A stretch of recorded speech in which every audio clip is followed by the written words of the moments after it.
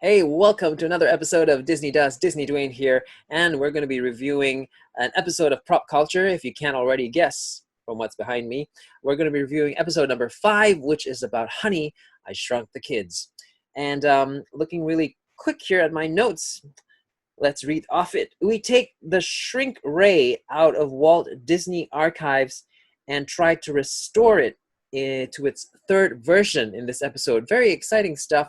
So what happens is, there were 3 movies where this shrink ray was appearing in, and basically it's the same structure that was used but remodeled for each different movie. So in this episode of Prop Culture, Dan Lanigan is given permission by Walt Disney Archives, takes the shrink ray, goes to his friend who is someone who can redesign it, and gets special permission to do the original restoration, to revert it basically to its original design.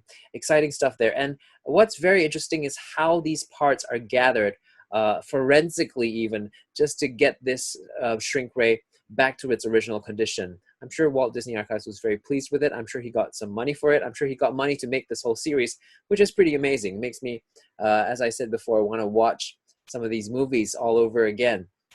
Okay, we also visit to see a very special ball. We pay a visit to, well, this ball is the one that started it all, right?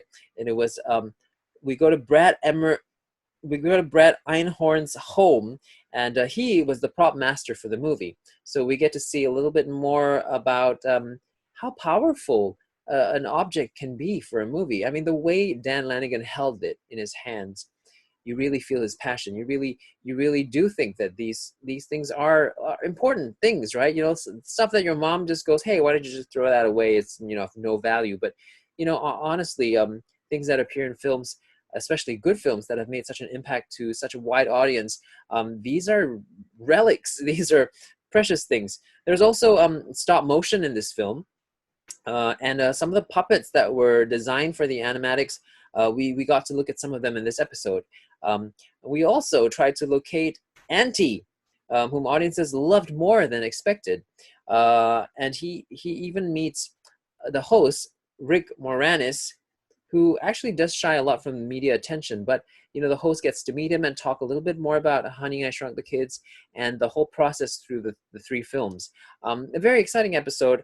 What did you think about it? If you've watched it already, put your comments in the description below. And if you haven't watched it, be sure to catch it. It's a pretty amazing episode of the series. And until the next review of another episode from Pop Culture or other reviews, be sure to check the channel.